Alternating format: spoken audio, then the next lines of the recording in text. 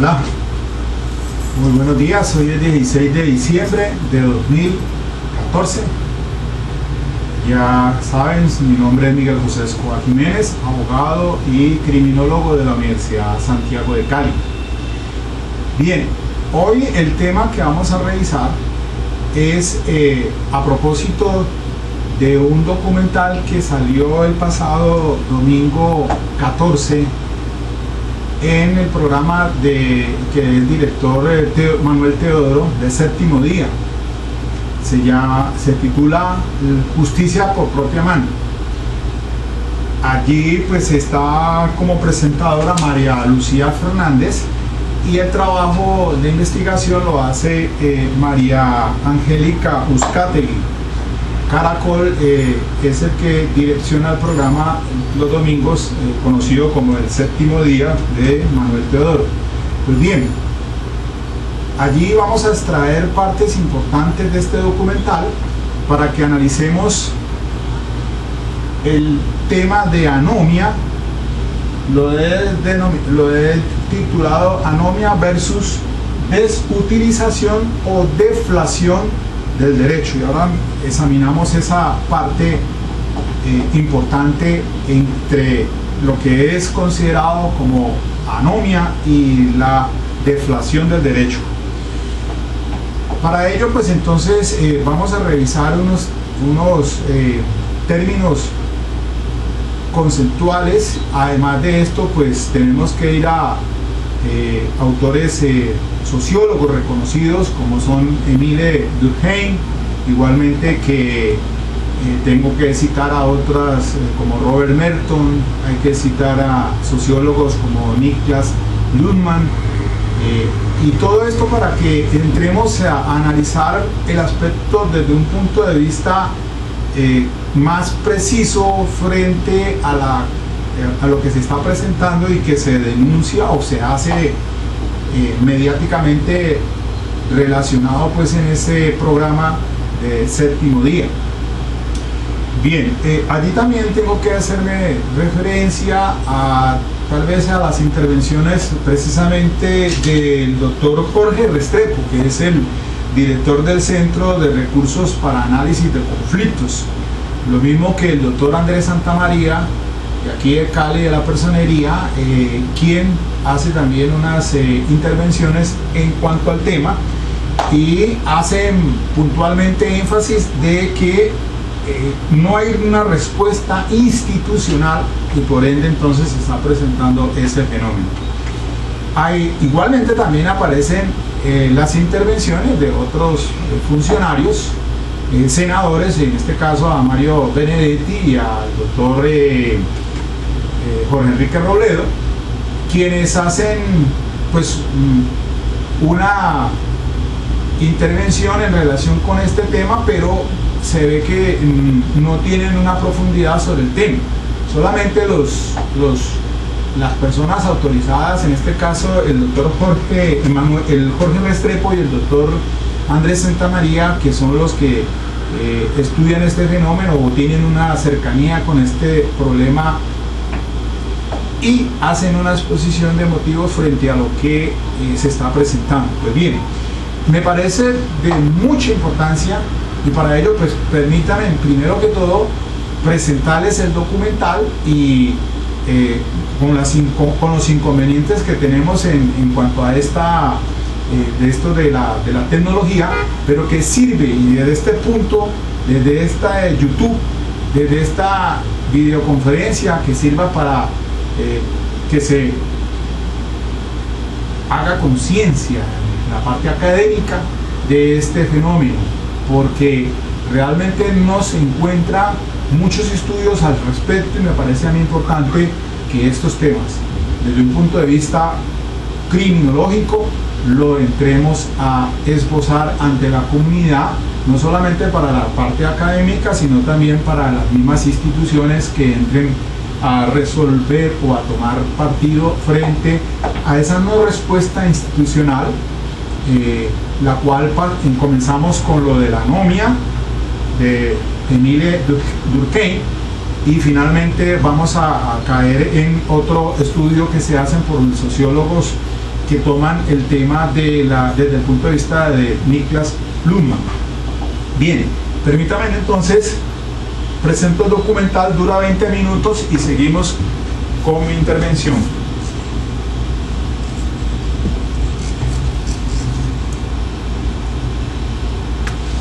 Hay una extensión herida entre sus víctimas y comunidades. Por lo tanto, cada vez más colombianos están tomando la justicia por mano propia, aun cuando saben que solo las autoridades competentes y las instituciones judiciales tienen las facultades para hacerlo. Esta noche, María Angélica Oscartegui nos presenta una investigación sobre este fenómeno: justicia por mano propia.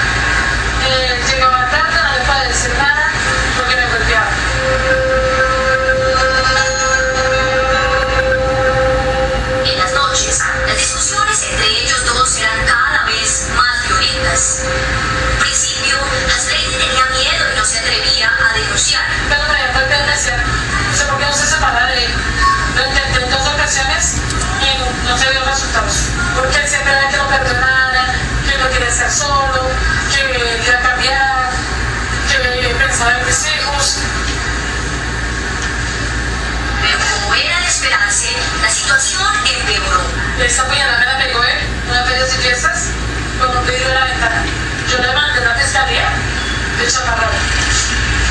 Tuve conocimiento con la policía. Pero según ella, no pasó nada. Su denuncia no trascendió. ¿Pero usted no llegaba a corporados por lesiones personales? Cuando la policía fue a recoger la casa donde nosotros vivíamos, vieron cómo yo estaba golpeada.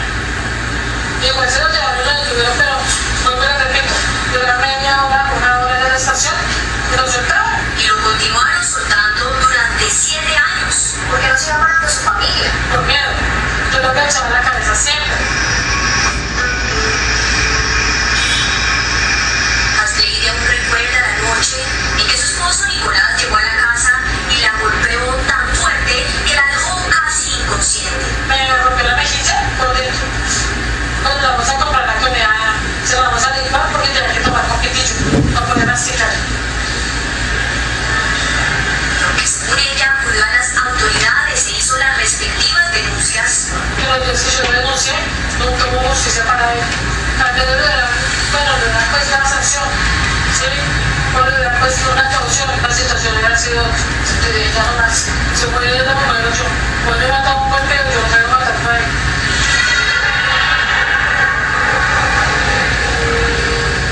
Aun cuando sabía que iba en contra de la ley, Hasleidy decidió tomar la justicia en sus propias manos y empezó a planear lo que sería su venganza. Yo me contrataba a un muchacho. Me voy a presentar a la señora. Yo trabajaba para mí. Yo para ese negocio.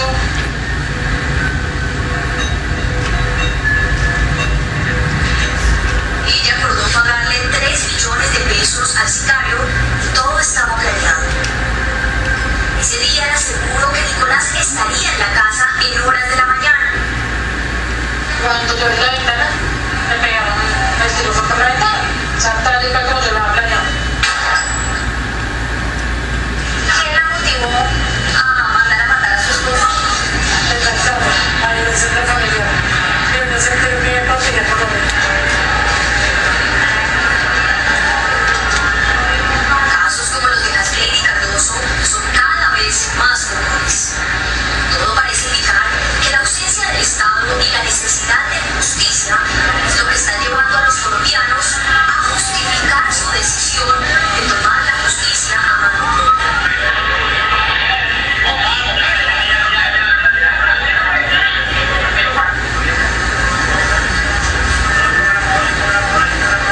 Según los ciudadanos, la policía no está cumpliendo totalmente con su labor de brindarles protección y seguridad. La policía no lo llama, llega como a las 2 horas.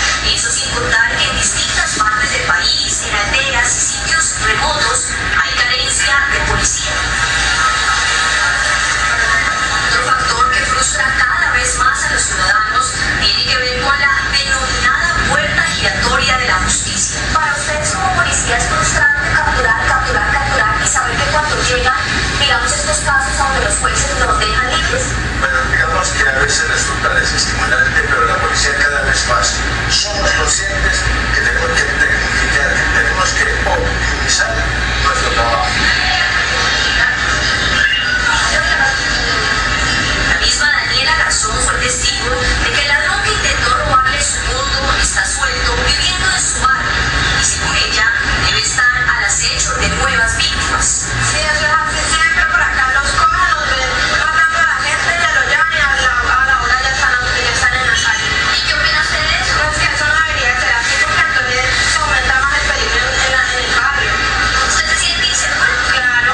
¿Usted sale a la calle a caminar con miedo, con angustia? La verdad, desde que lo no vuelvo a salir, así que eso los de acá no.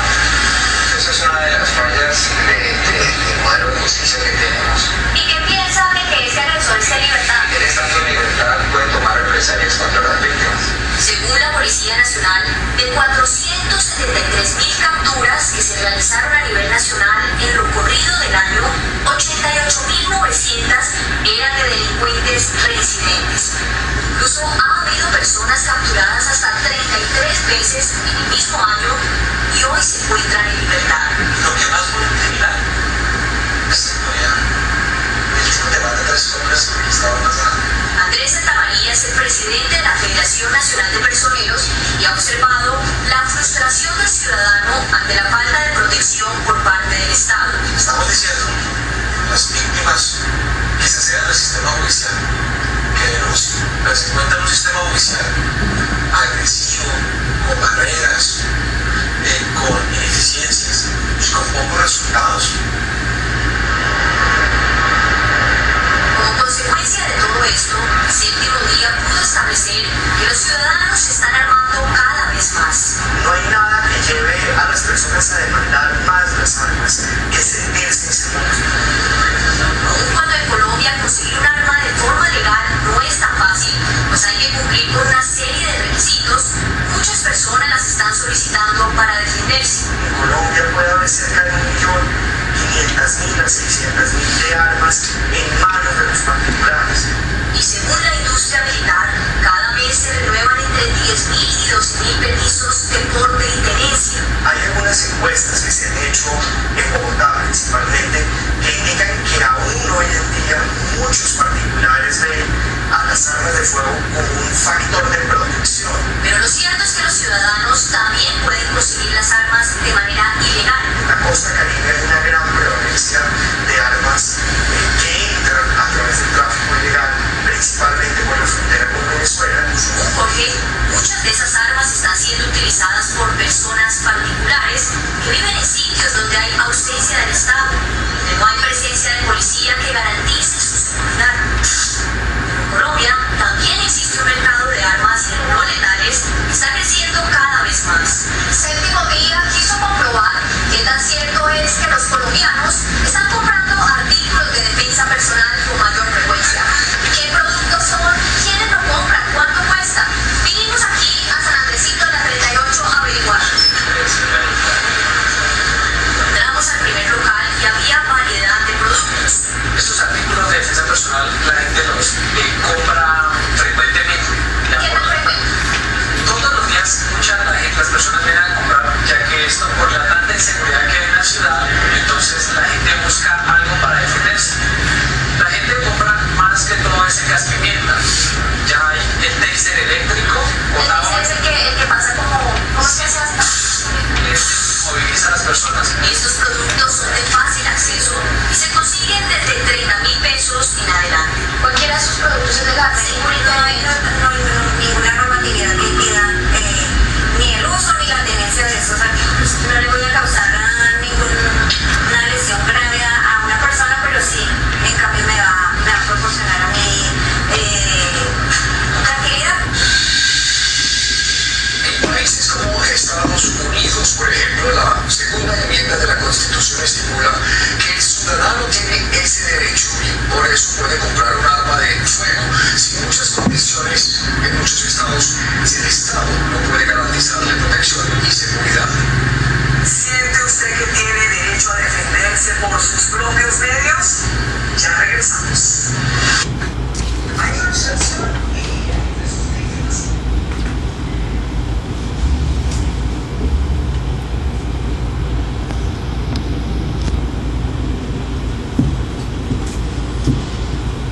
Muy bien, interesante pues el documental que presentó Caracol, pero vamos a mirarlo desde un punto de vista más objetivo, de un análisis frente a esa problemática y qué es lo que está pasando, porque es que pues, si bien es cierto, Caracol en su informe es un documental, un informe periodístico, pero realmente no se toca el meollo del asunto, no se toca la parte de la problemática social, y entonces tenemos que comenzar haciendo unas precisiones, y son las siguientes.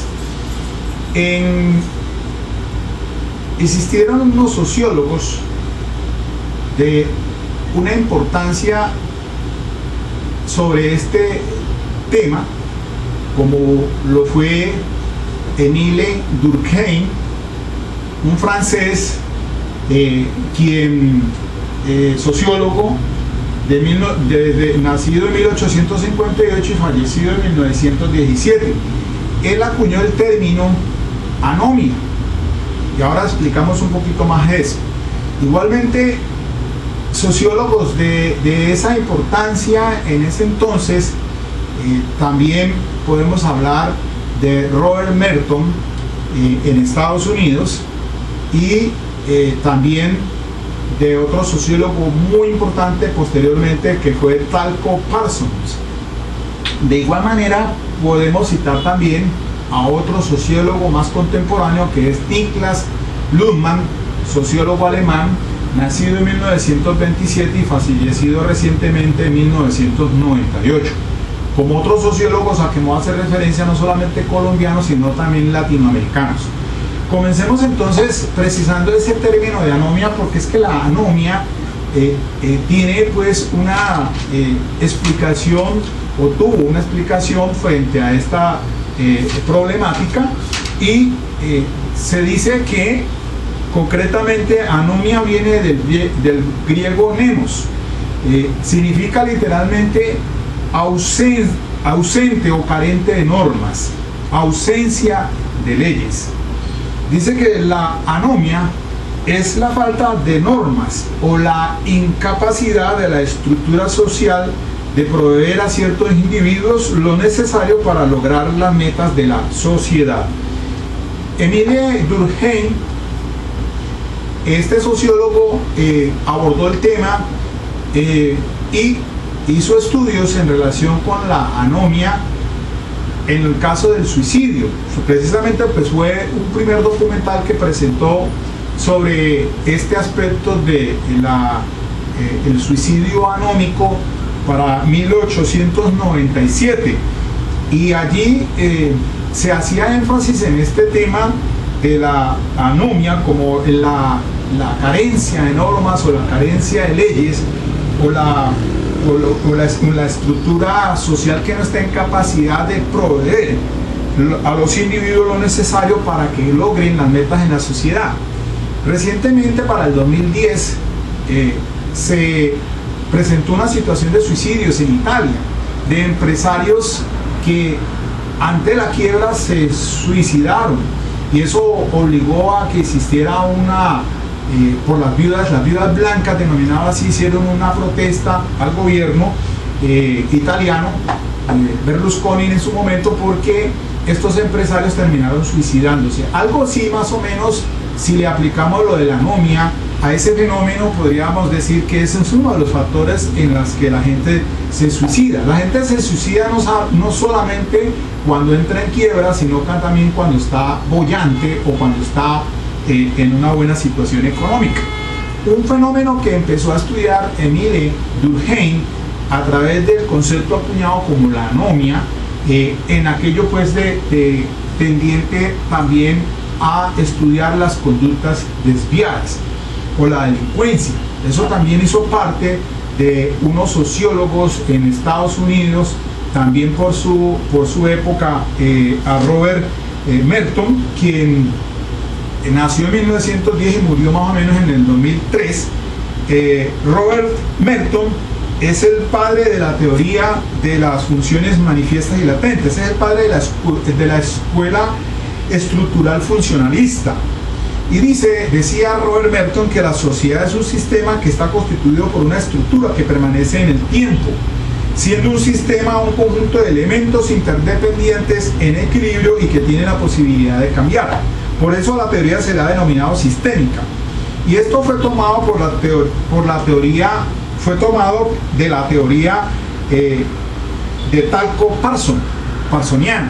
Talcott Parsons, igualmente podemos decir, Talcott Parsons fue un estadounidense sociólogo de mucha importancia, quien nació en 1902 y falleció en 1979. Talcott Parsons es de tal importancia y de influencia como maestro de Niklas Luhmann, un sociólogo alemán, quien nació en 1927, decía, y murió en 1998. Niklas Luhmann, alemán, recibió una beca para estudiar en Harvard en 1960-1961 y fue discípulo de Talcott Parsons, de este sociólogo. Influyó tanto en sus ideas que este sociólogo, Niklas Luhmann, hoy por hoy es uno de los sociólogos más respetados, y que dejó unas obras importantísimas en relación con temas sobre la sociedad de riesgo, etc.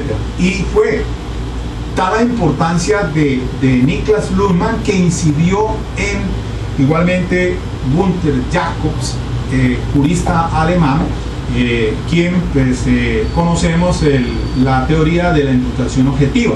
Tiene precisamente la base es en el sociólogo Niklas Luhmann, con aquello porque Niklas Luhmann propuso la teoría de la comunicación, y dice Niklas Luhmann, así a grosso modo, que la sociedad no está compuesta por hombres ni por acciones, sino por comunicaciones.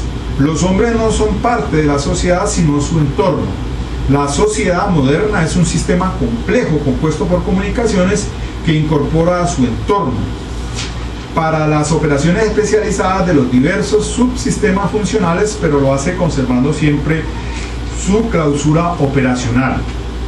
Pues bien, existen documentales en relación pues con esta problemática de la teoría de la anomia, con base pues en las enseñanzas que dejó este gran sociólogo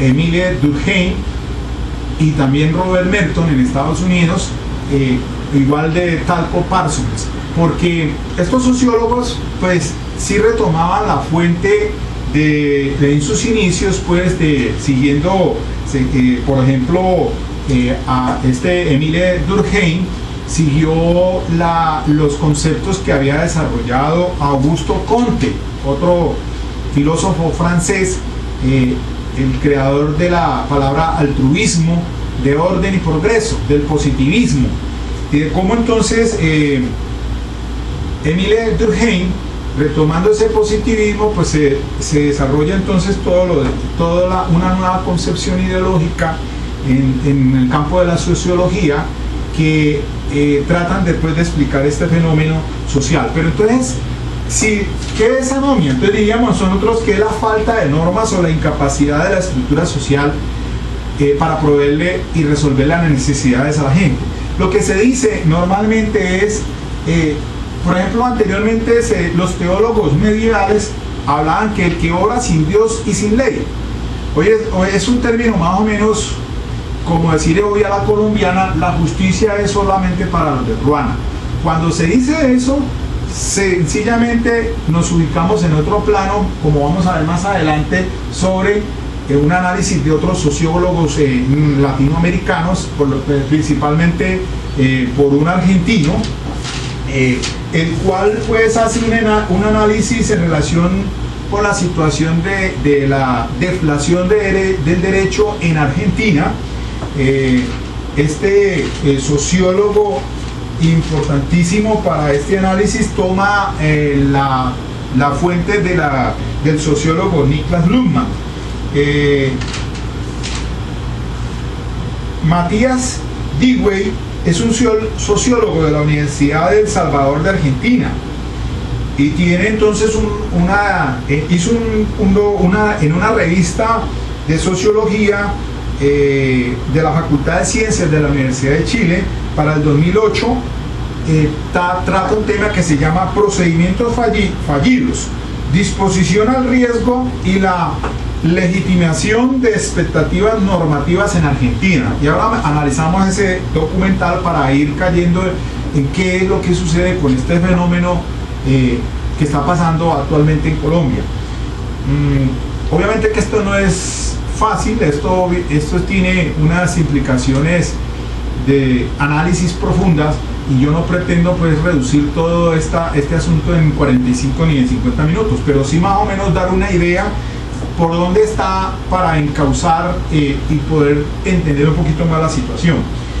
Bien, también existe aquí en Colombia se hizo un estudio en la Universidad Nacional para el año 2008, casi a la par con este documental que hizo el sociólogo argentino, y el documental del sociólogo colombiano de la Universidad Nacional, que responde al nombre de Víctor Reyes Morris, se tituló Anomia y Criminalidad. Es un estudio criminológico Dice, un recorrido a través del desarrollo conceptual del término anomia. La anomia.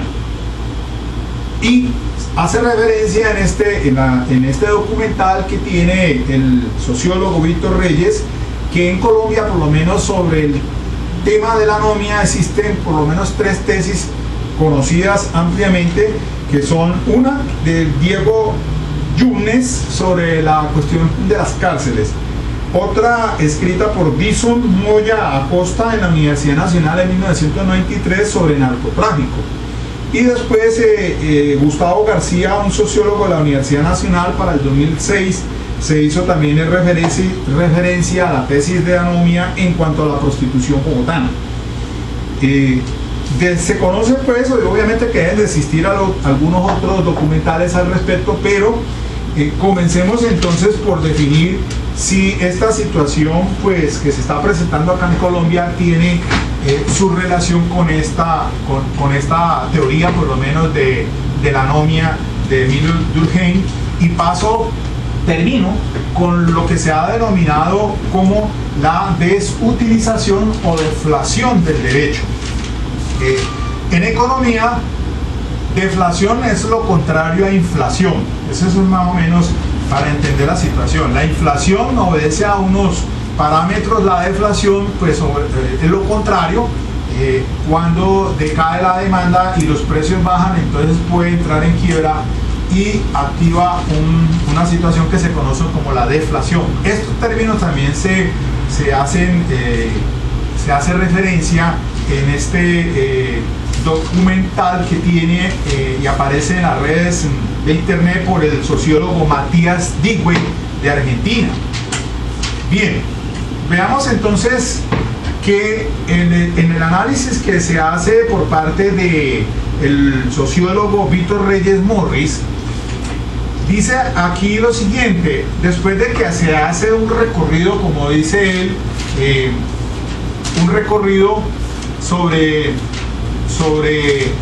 la anomia, después de que se analiza a Emile Durkheim y también a Robert Merton de Estados Unidos sobre el asunto de la anomia, pues a grosso modo se habla de que este es un factor de incidencia en una problemática como la que está sucediendo actualmente, porque es una falta o carencia de normas, como literalmente se lee anomia. Pero cita aquí algo muy importante el sociólogo Víctor Reyes cuando dice que hay otro sociólogo, un sociólogo alemán que responde al nombre de Peter Wollmann, quien dice así: el sociólogo Peter Wollmann, alemán, también de manera reciente ha desarrollado una tesis novedosa utilizando de una manera muy original y dramática el concepto de anomia. Ha creado el concepto de estado anómico. Este autor retoma las fuentes menos individualistas y más societaria del concepto durkheimiano, entre comillas, situaciones que carecen de toda regulación social como se las imaginaba Durkheim, constituyen en la realidad social más bien una rara excepción. Proponemos decir que una situación social es anómica cuando faltan normas o reglas claras, consistentes, sancionables y aceptadas hasta cierto punto por la sociedad para dirigir el comportamiento social y proporcionarle una orientación.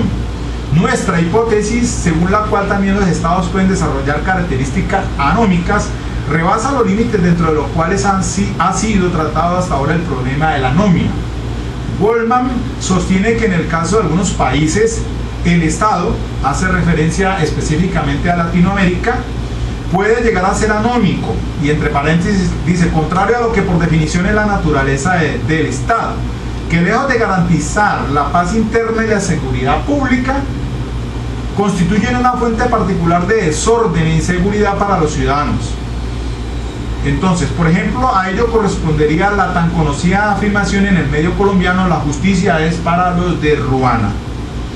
De manera que aquí entonces habla sobre la anomia en el ámbito colombiano, y entonces el sociólogo Reyes dice así: en el ámbito académico colombiano y específicamente en el Departamento de Sociología de la Universidad Nacional, en donde me desempeño como profesor, a pesar de que la enseñanza de Durkheim y Merton como teóricos clásicos y contemporáneos es permanente dentro del programa académico, no se ha generado una producción significativa ni abundante que utilice el concepto de anomia. Encontraremos tesis de grado, una muy antigua de los primeros años del departamento de Diego Junts, referido pues a sociólogo, abogado y posteriormente magistrado y ministro de Trabajo de la administración de Virgilio Barco, sobre la población carcelaria, y habla de Edison Moya muy sugestivo, coincidente con la que Moya interpreta el narcotráfico en Colombia a partir del concepto de anomia, la problemática de Medellín. La contribución de Moya es muy importante e infortunadamente inadvertida.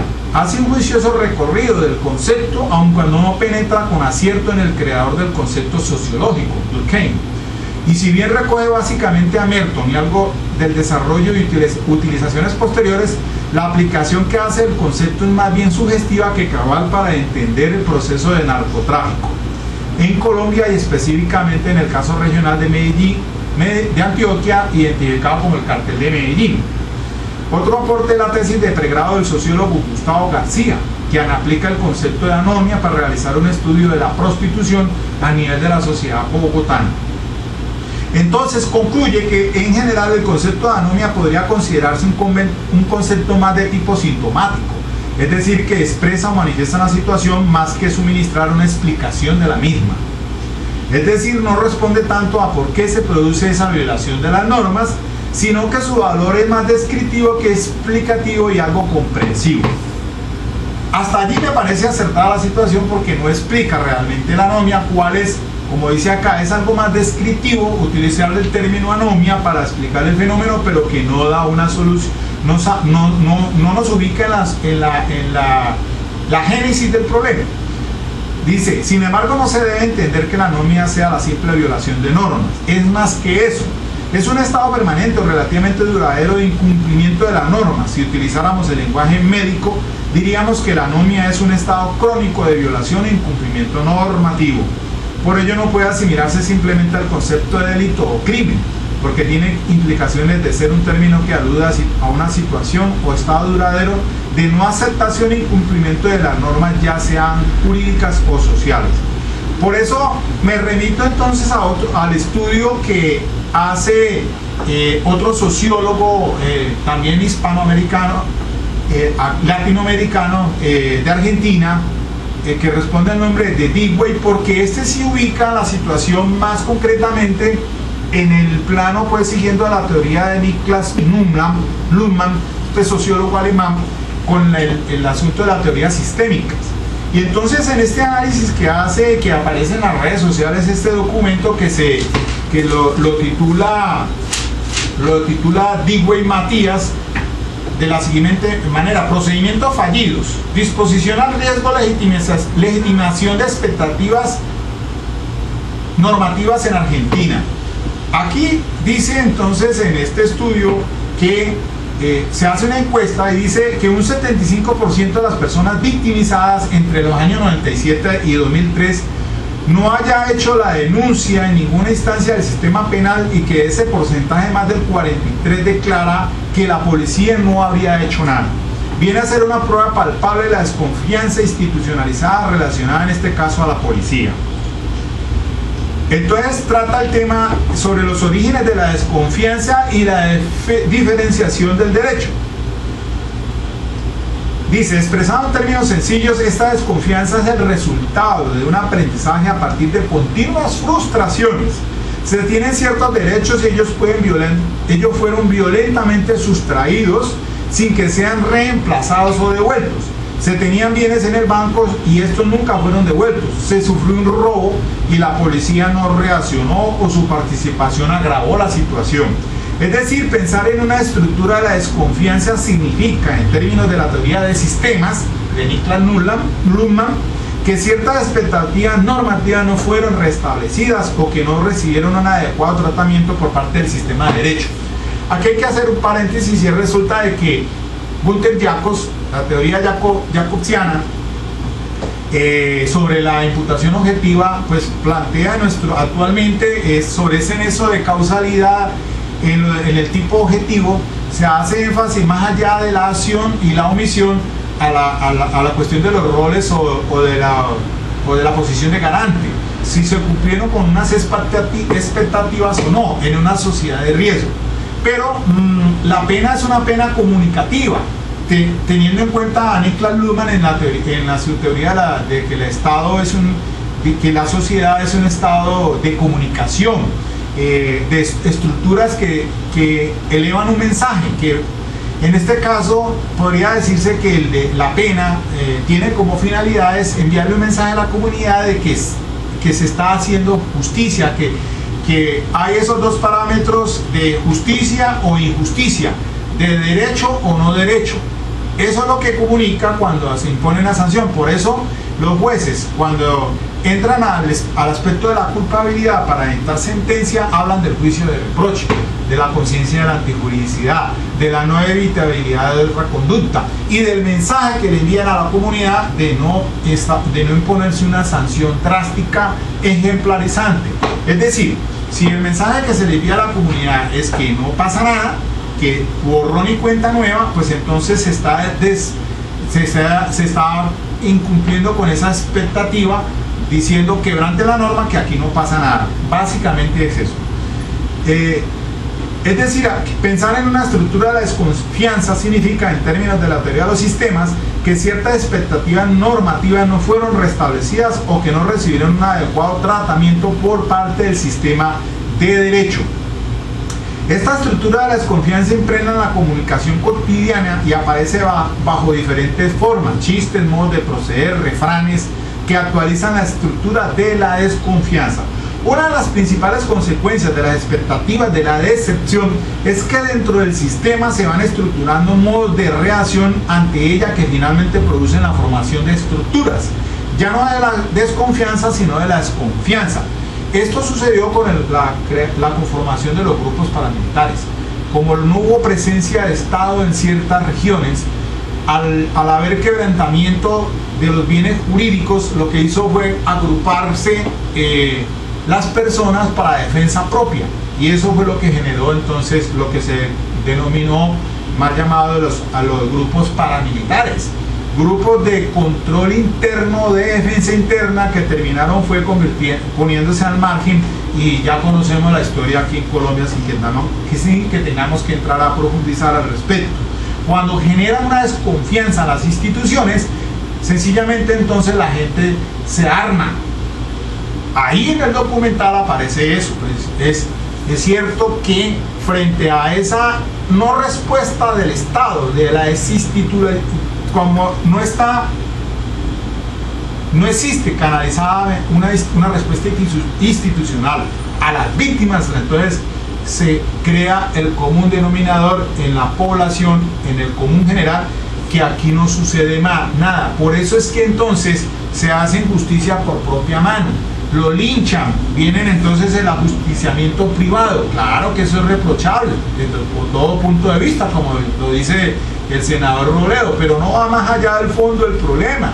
Senado, Congreso, ¿dónde están para entrar a resolver esta problemática que se está presentando? El mismo Estado. Dice aquí el documental lo siguiente. Pasando al punto que me interesa, es la desutilización o deflación del derecho. En un punto quinto, página 207 del documental que acabo de leer: como existe la certeza de que los juicios estarán arreglados, de que los policías no serán una solución ante una situación de necesidad, o que los jueces son corruptos, los procedimientos fallan por el simple hecho de que no hay disposición para aceptar la decisión que toman esos representantes. Allí habla en este documental un líder de aquí del barrio de Cali, del barrio Comuneros, Víctor Rengifo, si mal no recuerdo, y desde el punto de vista que lo plantea es eso: la policía no está llegando a cumplir con la función de protección. no hay respuesta de las entidades, a pesar de que el general Rodrigo Palomino pues dice que efectivamente se está respondiendo a esas necesidades, pero la verdad es que la policía tiene una mala imagen, la justicia tiene una mala imagen, la política tiene mala imagen. Para todos, si se hacen unas estadísticas en ese punto, se rajan todas estas instituciones del Estado. Es por ese malestar que se genera frente a la no respuesta institucional. Dice: los procedimientos fallan por el simple hecho de que no hay disposición para aceptar la decisión que toman estos representantes. Este fenómeno, tal como se argumentó, no es un estado de la opinión pasajero, sino una estructura misma, y esto significa que las expectativas están teñidas de desconfianza. Ante las ostensibles dificultades de los procedimientos para que puedan cumplir con su función y dada la imperiosa necesidad de demarcar el futuro con normas, queda pendiente la pregunta por las formas sociales que emergen para cumplir con dicha función. En tal sentido nos introduciremos en las consecuencias de aquello que damos a llamar desutilización o deflación del derecho. Vale destacar que este último, y al igual que el dinero, que el amor, el poder y la verdad, etcétera, es un medio de comunicación simbólicamente generalizado y en cuanto tal funge como garantía para el resguardo de las expectativas comprendidas en la confianza sistémica. Se cita a Niklas Luhmann. El funcionamiento afirmativo de estos medios, en el sentido de que son capaces de dar continuidad y confirmar las expectativas, permite mantener el nivel de este tipo de confianza.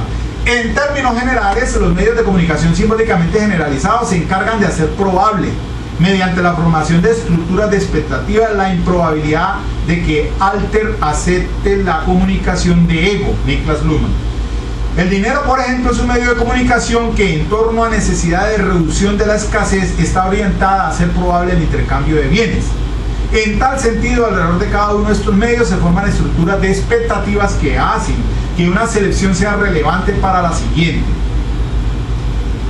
Y sigue ahí mencionado. La pregunta que puede formularse en conexión a nuestra argumentación es la siguiente: ¿qué incidencia tienen para un medio de comunicación simbólicamente generalizado altos niveles de desconfianza? La hipótesis que aquí se propone es que se produce una deflación del derecho, o, para expresarlo de otro modo, su desutilización. Con este término se señala la situación en la cual el derecho, como medio de aseguramiento de expectativas, deja de ser atractivo, puesto que se reduce la motivación originada en el uso afirmativo de este tipo de comunicación. Pueden ilustrar esta desutilización del derecho al menos dos ejemplos relacionados a la Argentina. En primer lugar, procesos de hiperinflación de una gravedad inusitada, donde el derecho, a causa de una irritación excesiva, no puede asegurar las expectativas comprendidas en contratos que se ven desactualizados constantemente. En segundo lugar, como lo hemos descrito al principio de este trabajo, una situación donde solo un 25% de los afectados por delitos hacen uso del sistema de derecho. Entonces, en el marco de esta manifiesta desconfianza hacia un derecho que en efecto demuestra no servir como resguardo, es la legitimación del mismo sistema político y de derecho la que se ve perjudicada. Ello en tanto se apoye la idea de que se logra gracias al funcionamiento de procedimientos específicos. Sin embargo, en el marco de la investigación que se vale de la teoría de sistemas de Luhmann y que enriquece teóricamente buscando equivalentes funcionales, el hecho significativo no solo reside en que el derecho como medio de comunicación simbólico deflaciona, sino que este compite con otros medios que también cumple con la función de asegurar normativamente las expectativas. La conclusión entonces se dio con comienzo al presente artículo, mostrando que la investigación en Argentina en torno al problema de las leyes y la realidad de las mismas había observado este fenómeno en términos de anomia, en especial según la concepción de Durkheim. Conforme a esto, se vio que tanto Germani como Wellman, sociólogos, consideran al Estado como fuente de normatividad en la sociedad moderna, y que, de acuerdo a ello, ambos se ven en la inevitable necesidad de introducir la perspectiva de Max Weber acerca de la denominación racional. El resultado de este racionamiento fue sin duda un entendimiento de la anomia estrechamente ligado al Estado y que aluda a la transgresión e incumplimiento de las normas que componen a este.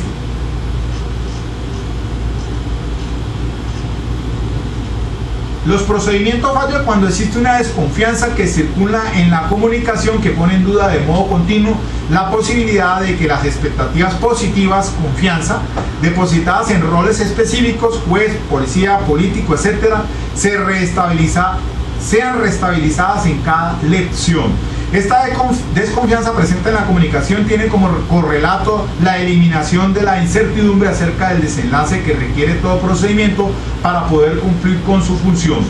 En resumen, entonces, cuando no hay una respuesta del Estado y cuando las instituciones que cumplen esos roles que deben cumplir con esas exigencias o esas expectativas, sean los jueces, la policía, los políticos, etcétera, sencillamente entonces se quebrantan esas expectativas de normas y lo que generan es una desutilización o una deflación del derecho, es decir, que nadie acude a la justicia porque no tiene una pronta y cumplida administración de justicia.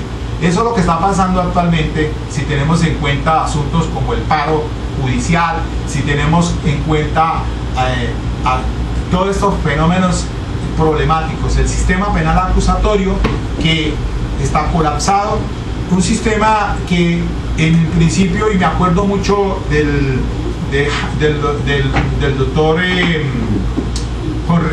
doctor Hoyos, que el procurador y que después fuera ministro, decía, eso es un embeleco, por algo lo diría, y estamos viendo después de 10 años con todas las reformas que realmente es un embeleco.